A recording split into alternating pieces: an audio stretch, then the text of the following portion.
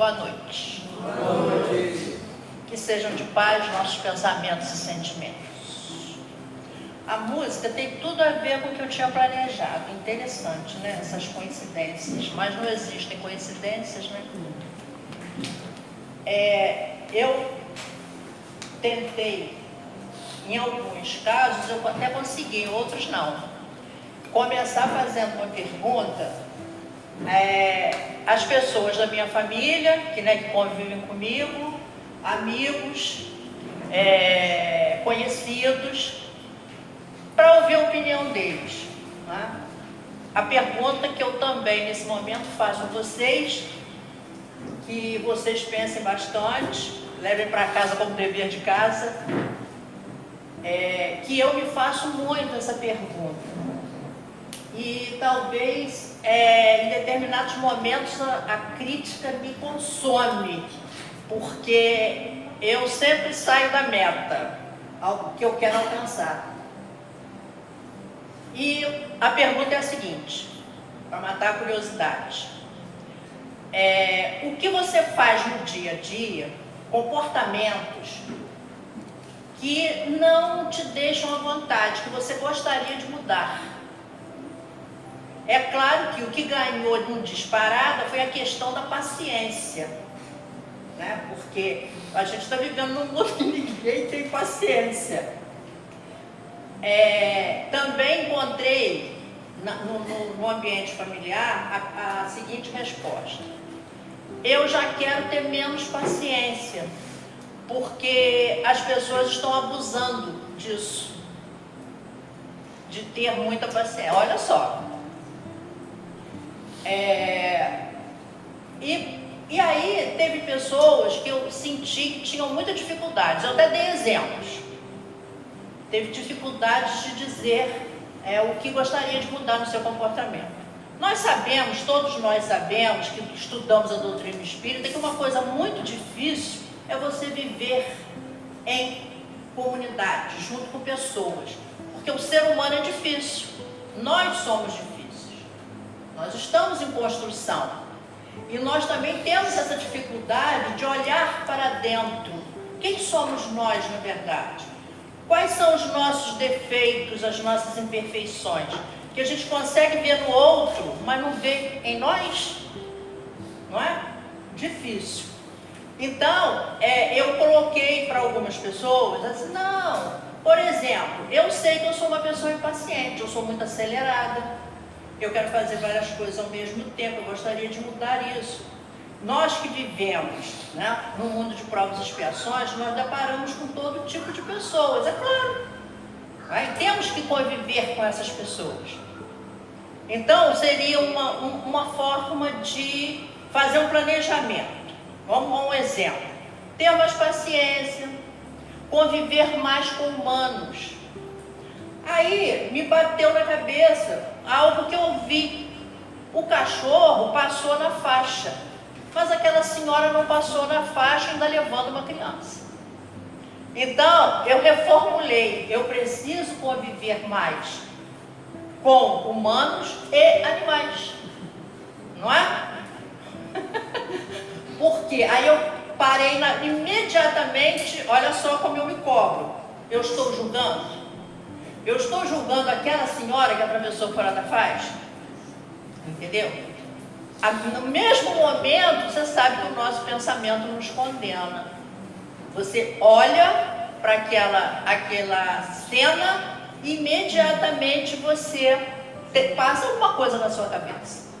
A questão da roupa, a questão da unha, a questão do cílio, a questão de tudo, do próprio comportamento na rua, pessoas atravessando à frente do carro, não tem o respeito do limite do outro, não é? Que a gente acha que a gente tem que estar bem delimitado isso. Onde começa o direito do outro, termina o meu.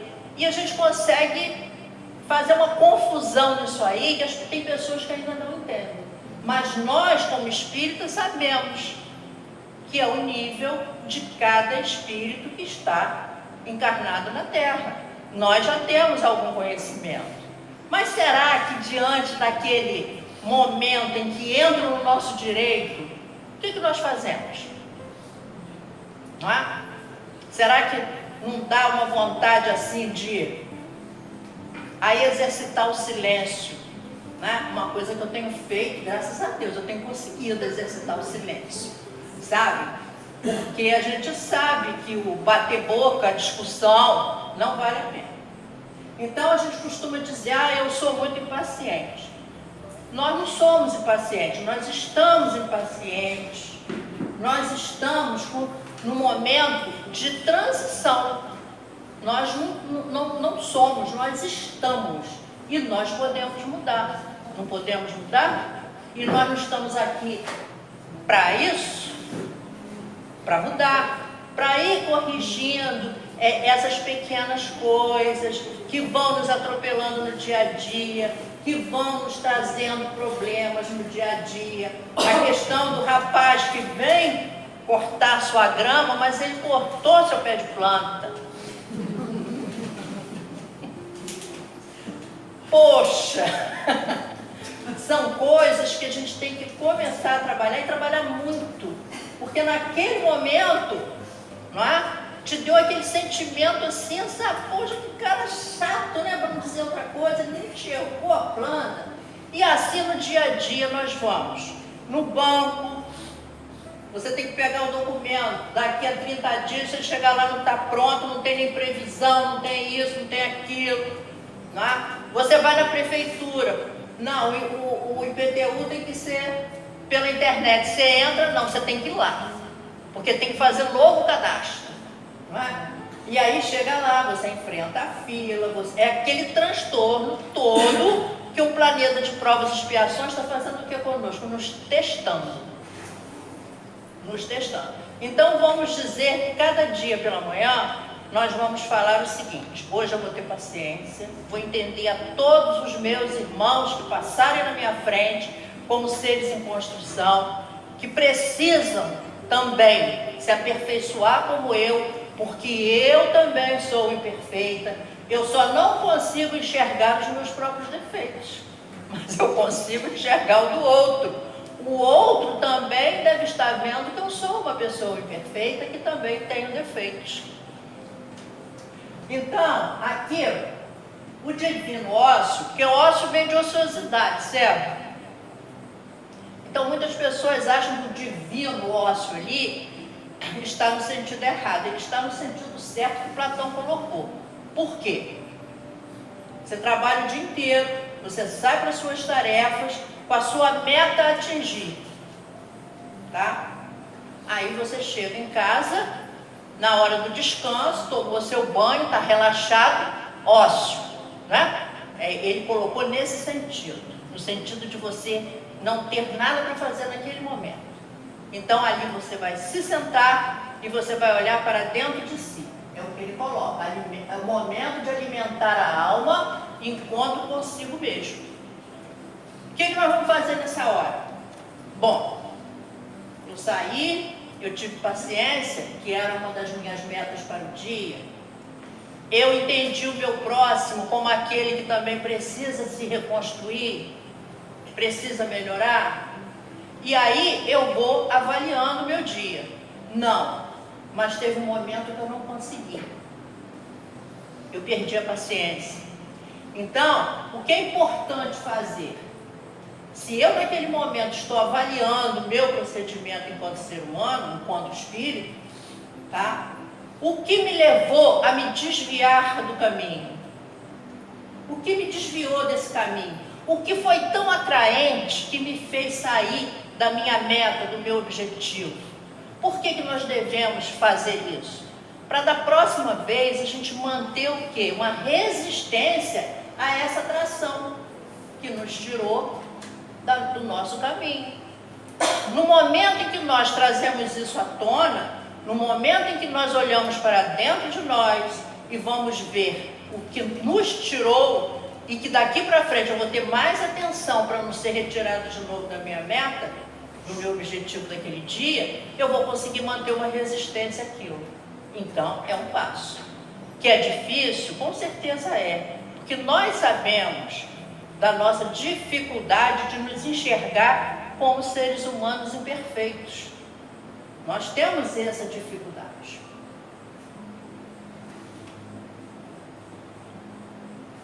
Bom, o Espiritismo vem procurar os perfeitos, mas os que se esforçam em o ser, porque sabemos que não existe perfeição na Terra, né? Aí vão dizer assim, como eu já ouvi, o espírita faz isso, faz, ele é imperfeito, igual a todo mundo.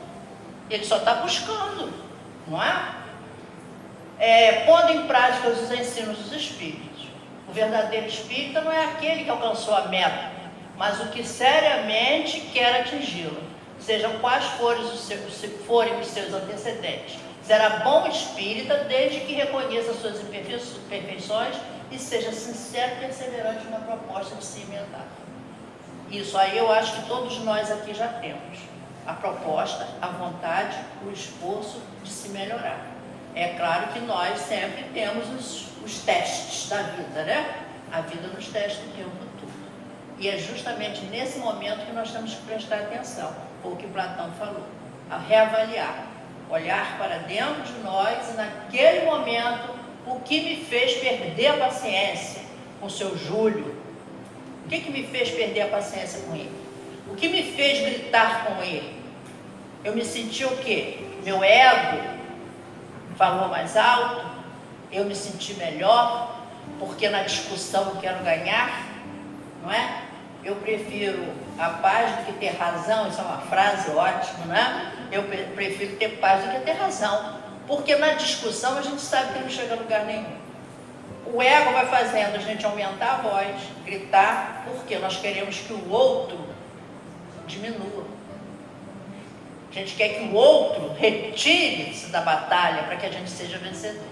Então nós temos que ter muito cuidado com isso, né? Eu deparei essa semana, eu sou mestra em ter exemplos práticos.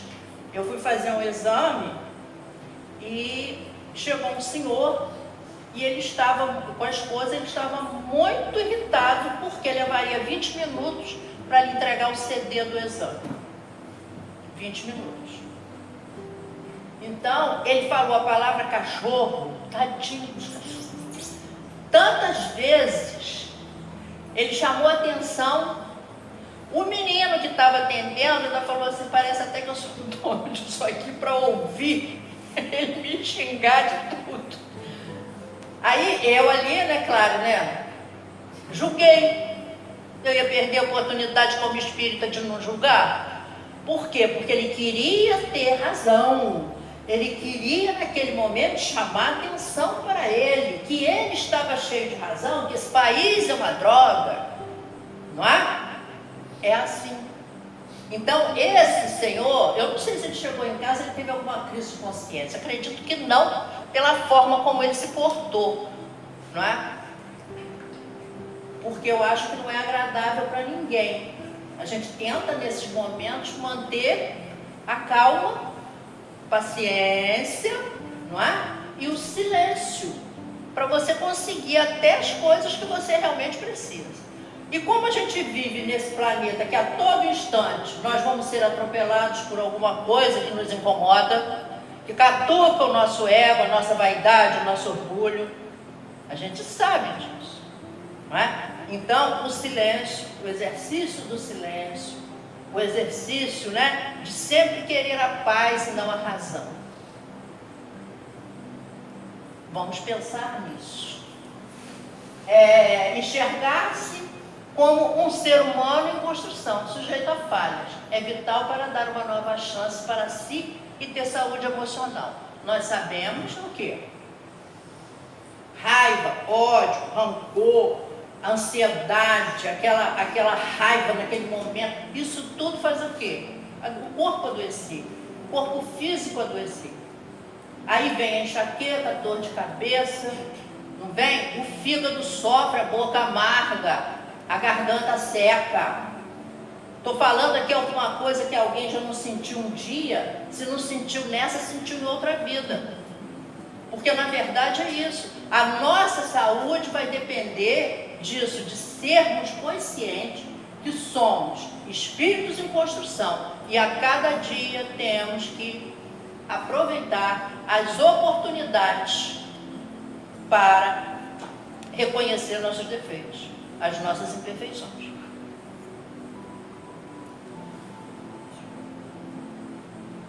Bom, família, né? Sou um ser em construção e às vezes ainda é necessário retomar o que já foi construído. A gente tem um exemplo de família, né? E muitas vezes a gente se reconstrói de acordo com os ensinamentos recebidos de pai e mãe, não é? Porque eles são também imperfeitos. Nossos pais são imperfeitos também. Então, da mesma forma que nós somos, eles são, e às vezes eles passam formas, né, de convivência. Como a gente sabe que tem pai que desbate mesmo, meu filho, não venha para casa chorando, revide, não é? Eu fui professora, eu sei que é assim que acontece, não é? Então, reformar o que já foi construído, porque durante a nossa infância isso fica muito fortalecido em nós, fica muito arraigado em nós. Então, se reconstruir esses processos que aconteceram em nossas vidas. As igrejas que passam, né, determinados conceitos, na própria escola, né, os colegas, o grupo, aquilo que vai formando nossa forma de viver. Então tem alguns momentos da nossa vida e a gente cresce, casa, tem filhos. É nessa hora que a gente começa a reformular, tá? Aquilo que já foi construído. E tem pessoas que não conseguem isso, né? E mantém aquele mesmo ritmo como foi criado. Aí, inimigos em vidas passadas, família na vida atual. Difícil de compreender? Não. Tem pessoas que têm essa dificuldade de compreender. Então, afeto. Afeto de filho, afeto de neto, de nora, de genro, não se compra. Se obtém com o relacionamento do dia a dia. E a gente vê muito isso, né? A questão dos avós fazerem o papel dos pais, em questão financeira, em questão material mesmo, porque é uma forma de manter aquele afeto. Às vezes o filho casa, a vida dele é outra, continua daquele ponto, mas a mãe e o pai continuam, não é, interferindo, porque acha que é possível resolver tudo. Tem pessoas que acham isso. Todos aqui devem conhecer alguém. Posso resolver tudo. Tudo eu que resolvo, tá? E assim você vai só criando um problema maior para aquele filho que não está conseguindo andar com as suas próprias pernas. Eu tenho a solução. Você não sabe como é que é. Eu sei, já passei por isso. E começa a intromissão. Nessa intromissão, a nora não gosta, ou o genro não gosta, não é? Gera o conflito, e aí a gente começa a ver esse exemplo que está ali. A família atual é o quê? São nossos inimigos de vidas passadas. Os nossos filhos são os inimigos de vidas passadas. Eles vêm para quê? Para nos amar, perdoar mutuamente. E a gente tem que entender isso. Então, vem sempre numa família de 5, vem um santinho, outro. Por que ele veio santinho? Para ajudar. Porque o comportamento dele vai ajudar o comportamento dos outros. Deus não esquece. A misericórdia dele é infinita. Vou ajudar essa mãe, que vai ter 4 capetinhas lá, que não vai dar sossego, mas vou dar um anjinho para ela para ajudar. Tá? Então, acontece, não é? E assim são as famílias. As famílias são formadas, por isso, às vezes, a família criou os 10 filhos, antigamente, né? Era 10, 12. Criou 10, 12 da mesma forma. Um foi condenado porque roubou, assaltou um banco. Aí você vai perguntar, mas por quê? Só quando morrer que vai saber qual foi a programação que foi feita, não é? Para que voltasse aquele ser com você. porque ali tem algo devedor. Ocupar espaços que não são nossos. Nós temos essa mania, né? Espaços que não são nossos. Na família tem muito isso. Esse espaço não é meu, tá? E tem que deixar meu filho, minha nora, meu genro, minha filha criar seus próprios espaços, ter respeito com isso. Nós não mandamos em netos. Os netos, eles são criados pelos pais. Nós apenas somos avós. Nós não educamos nem deseducamos. Nós respeitamos a forma como eles são criados. Se vocês acham que eu estou falando bobagem, podem jogar a perna. Porque é assim que funciona. Porque se for o contrário, você está tirando a responsabilidade de quem realmente tem a responsabilidade de educar. Insistir em coisas que machucam, relacionamentos principalmente, não é? Segura aquilo, está machucando, está doendo, mas não larga. Não larga. Qual o objetivo disso? Vai trazer alguma felicidade? Ficar mantendo um relacionamento, mantendo uma união que só te traz dor? Ambiente de trabalho. Tem pessoas que, como tem aquele local ali, está sofrendo uma perseguição incrível, mas continua ali, não larga. Larga. Não tem só esse local para você trabalhar. Larga, vai procurar um outro local. Vai mostrar que você é capaz. E não capaz desse jeito, de estar sempre nervosa, irritada, respondendo mal porque está sendo atacada, mas teima. Por quê? A razão é minha. Não está querendo a paz. Então, a razão. Então, às vezes, o soltar traz uma paz incrível. Deixa aí. Deixa aí. Que é a melhor coisa para a nossa saúde mental e física. Nós é que somos o nosso melhor abrigo. Somos nós. Não podemos procurar no outro a solução dos nossos problemas. Os nossos problemas somos nós que temos que resolver. Nos fortalecer para isso. Porque senão nós vamos estar sempre à sombra de alguém. E nós não vamos resolver os nossos problemas. Eu trouxe uma historinha, Amparo gosta de historinha, né? Eu trouxe uma história, não sei se vocês conhecem, As 4 Almas. Que tem tudo a ver com o que nós estamos fazendo aqui, né? Desde elas que conhecem. A história das 4 almas. Era uma vez 4 almas que nasceram na matéria. A primeira delas era um pouco mais esclarecida. E por isso Deus lhe deu uma missão, conduzir as outras 3 almas. Logo após o nascimento, durante sua existência corporal, a primeira alma mais esclarecida foi ao encontro da segunda alma. Assim que a encontrou, pegou em sua mão e de mãos dadas, a foi conduzindo pela escuridão. Após um tempo, apontou para ela o caminho da luz e deixou seguir sozinho. Logo depois, foi ao encontro da segunda alma e fez a mesma coisa. Pegou em sua mão e de mãos dadas a primeira alma conduziu a terceira alma pela escuridão, mostrando depois o caminho a ser seguido para a luz. Fez exatamente o mesmo das 2 primeiras. Pegou em sua mão e de mãos dadas ambas começaram a caminhar juntas, que foi a 4ª alma, né? Deu 2 passos e logo depois parou. A primeira alma disse: vamos, eu te mostrei o caminho. Mas a 4ª alma retrucou: não quero ir, prefiro permanecer aqui mesmo. A primeira alma insistiu: procure entender que aqui só existe escuridão, mas há um lugar melhor para todas nós, almas de Deus, que é um local todo iluminado. A 4ª alma permaneceu irredutível e reafirmou: não me importo, quero ficar aqui. Nesse momento, de mãos dadas, enquanto a primeira alma fazia a força para a frente, a 4ª alma fazia a força para trás. E a força de uma anulava a força da outra. Acreditando saber que é melhor, o que é melhor, a primeira alma, ainda de mãos dadas, tentou convencê-la e fez ainda mais força para que ambas seguissem. Mas a 4ª alma insistiu que preferia ficar, e por isso fez mais força ainda para ficar onde estava.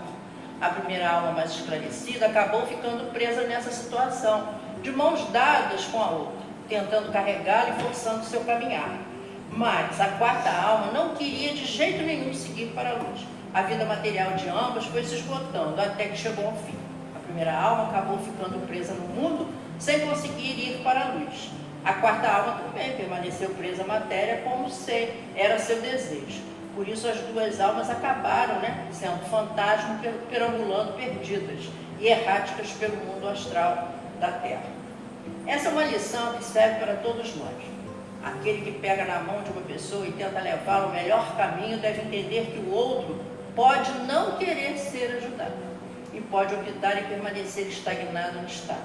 Assim, quando damos a mão a alguém e essa pessoa não quer seguir em frente, o melhor é soltar sua mão e caminhar sem ela.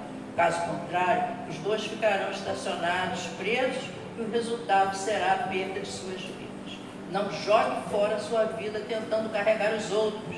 Se a pessoa que você ama não quer se melhorar, solte sua mão e segue em frente. Não tente forçar a melhora do outro. Não tente modificar alguém que não quer mudar. Não imponha o desenvolvimento a ninguém. Respeite sua livre vontade de ficar onde está. Cada alma que vem à Terra é responsável apenas e tão somente pelo seu próprio destino. Ninguém pode forçar a caminhada daqueles que preferem ficar inertes e estacionados em seu próprio nível. Esse texto é de Hugo Lapa. Não adianta. Se você não quer mudar, não adianta. A vontade é nossa. Então, não adianta forçar alguém. Nós é que adoecemos, forçando alguém a sair daquele caminho. Então, fez tudo o que devia fazer, não conseguiu, solte a mão. Não adoeça junto. Porque na maioria dos casos, adoece junto. Bom, Lara, por favor. A família, para reparar experiências de felicidade e a dor, se alterna. Adversários voltam na família ligados por compromissos anteriores entre aqueles a quem se amam ou que estão com dívidas. Portanto, perdoa, ama. A vida em família é uma oportunidade sublime que não deve ser desperdiçada. Joana de Anjos. Isso aí a gente já está sabendo, não é? Que é o momento, nosso primeiro grupo que nós temos que amar, perdoar e viver em paz. É na família. Lara. Convence-se de que retornamos à Terra com o fim de ampliar os valores do bem, cada vez mais indispensável. Corrigirmos naquilo que erramos. Levantar aqueles que ferimos a queda. Amar os que aborrecemos. Acender a alegria dos corações que encharcamos de lágrimas. Como somos imperfeitos, com certeza já encharcamos, não é? Já fizemos mal, já fizemos muita coisa pelo caminho. Hoje a gente tenta não fazer, mas tenta, gente, não é? Tem hora que a gente derrapa. Por quê? Porque ainda somos imperfeitos. Agora é aquela força, né? Aquela vontade simples, né? Todo dia. E quando chegar em casa, fazer o que Platão ensinou. Voltar para dentro e conversar com a alma. O que eu fiz hoje, Senhor? O que eu fiz de errado? O que me levou para o outro lado? O que foi tão atraente que eu fui para o outro lado? Lara, viver não é uma questão de encontrar-se, mas sim de construir-se. É o que nós fazemos no nosso dia a dia. Lara, aí, com o pedido de Maristela, carnaval, né? Semana que vem, já começa. Carnaval. Eu me lembro, não faz muito tempo não, gente, que meu pai trazia serpentina, aquele rolo de papel fininho, aquele rolo, e trazia uma bolsinha de filó com confete. Faz muito tempo não, né, gente? Confete. Ele trazia para as filhas, tá? Então, no carnaval, que a gente nem entendia quais eram os dias, né? Ele levava, junto com a minha mãe, na praça, bem mascarado, né? Nada assim, Aí a gente jogava aqueles rolinhos, ficava com pena de gastar tudo, ficava guardando, né? Jogar confete. As músicas, vamos fazer uma avaliação das músicas. A lei de Deus, ela é imutável, mas a lei do homem acompanha a sociedade, não é? Então, antigamente, todas aquelas marchinhas hoje é proibido. Não é? E a legislação do homem acompanhou isso, essa sociedade que evoluiu desta forma. Para o carnaval, o quê? Aglomeração, venda de bebida, lucro, muito lucro. Os turistas já fizeram as contas de quando os estados que mais têm carnaval, né? São Paulo, Rio de Janeiro, vão ganhar aí de imposto com os hotéis lotados. Então, hoje, o carnaval é isso. O carnaval não tem mais aquela simplicidade, aquela inocência da minha época, da época de muitos de vocês aqui. Então, Lara, por favor. Pouco eu tenho a dizer, a não ser isso. O Espiritismo não proíbe qualquer conduta, mas nos ensina que delas virão consequências positivas ou negativas. Tomemos decisões inteligentes. O carnaval é isso, é uma decisão inteligente de onde estaremos no carnaval. Tá? Eu vou estar em retiro espiritual em casa.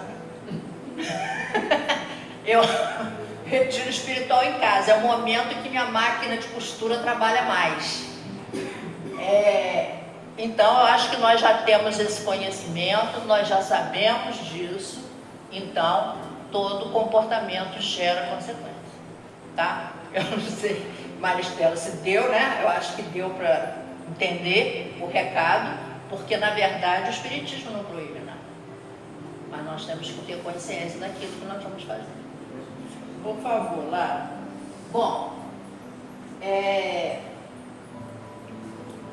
eu não falei nessa palavra até agora, vou falar agora, né?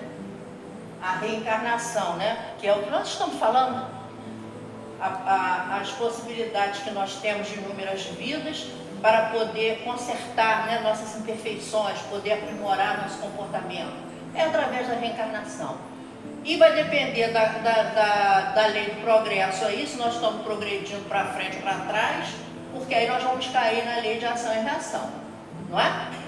É a ideia mestra do Espiritismo, né? Então, nem todo mundo merece uma nova versão. Então, às vezes, o grupo que você... Vamos dar um exemplo do carnaval, para não ficar muito... O grupo que a pessoa pertence é aquele grupo que gosta daquele carnaval pesadão, né? Que hoje está aí, mas aí chegou à conclusão de que eu não quero mais isso para mim. Eu comecei a ver que não é bom para mim. Então, o que eu faço? Essa nova versão minha vai fazer com que eu feche a porta para muitas coisas e muitas pessoas, muitos amigos. Nós vamos ficar mais seletivos. Com a idade nós não ficamos seletivos? Ficamos. Não é todo mundo que entra na sua casa, não é todo mundo que convive com você, não é todo mundo que você se abre. Não é verdade? Você não está sendo seletivo? Então, é esse aprendizado. É uma nova versão nossa que nós vamos fazendo o quê? Nós vamos tirando aquilo que me adoeceu, que agora eu estou bem, eu não quero mais para mim. Então, eu vou deixando de lado. Isso é uma forma de crescimento. Vamos lá.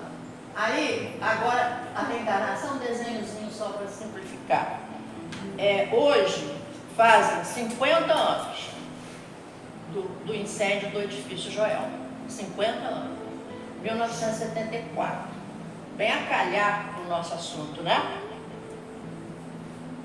E até hoje, se formos reviver aquele, né? Pela nossa empatia, a gente vai ficar triste, né? Porque as famílias, né, que sofreram com aquelas perdas, tudo aquilo, né? Então, foi em 1º de fevereiro, 50 anos hoje.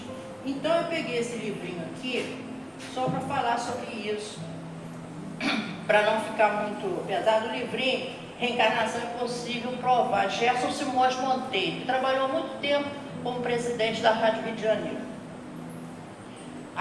Eu só vou ler os trechinhos, tá? Separados, para não ler o capítulo todo. A cada um será dado segundo as suas obras. O cumprimento da lei da ação e reação, enunciada pelo Cristo, para cada indivíduo dentro do resgate coletivo. O que foi, né? A gente sabe que foi um resgate coletivo. Essa lei incide ao mesmo tempo, tanto sobre o indivíduo que recebe de volta o mal praticado, quanto sobre a individualidade coletiva. Essa individualidade é formada por um grupo de pessoas que erraram juntos. Mas a misericórdia divina sempre leva em conta, olha o que é importante, que eu não queria fechar esse assunto com muita tristeza, né? No coração dos espíritos. Misericórdia divina sempre leva em conta o arrependimento e a prática do bem como atenuantes das faltas cometidas. O amor cobre a multidão dos pecados. Não é? Praticar o bem sempre, porque nós não sabemos o que nós fomos em vidas passadas. Não é? Então, praticando o bem, a gente já vê aí que Deus não nos esqueceu, apesar do que fizermos, né? Então, a reencarnação desse processo aí, né, que não para nunca, né? Somos muitos em um só, esse espírito, né? Muitos. Ninguém recolhe o bem sem conquistar e recebe o mal sem atrair. Também é uma frase de Emmanuel que diz tudo. Não tem o que questionar. Aqui, é através das nossas fraquezas que Jesus nos busca. E quando falhamos, que Ele mais se aproxima de nós. Pelas nossas quedas, Ele nos levanta. Pelos nossos erros, Ele nos ensina. E pelas nossas fraquezas, Ele nos faz fortes. O livro é O Mestre do Caminho, de José Carlos de Luz. Então eu queria fechar trazendo isso, né? Que Jesus está ali. Ele não esqueceu de nós. Ele está ali o tempo todo. Então, na hora que nós fraquejamos, na hora que nós tropeçamos, na hora das nossas falhas, Ele está ali. É só pedir ajuda, que Ele com certeza vai ajudar, porque Ele sabe ainda das nossas fraquezas. Tá? Muito obrigada por vocês me ouvirem, porque quando vocês nos ouvem, a gente se sente assim mais aliviado, porque também somos devedores. E imperfeitos todos nós somos, né? Então vamos procurar sempre a mão de Jesus para caminhar através da oração, pedindo ajuda, tá? Obrigado por me ouvir.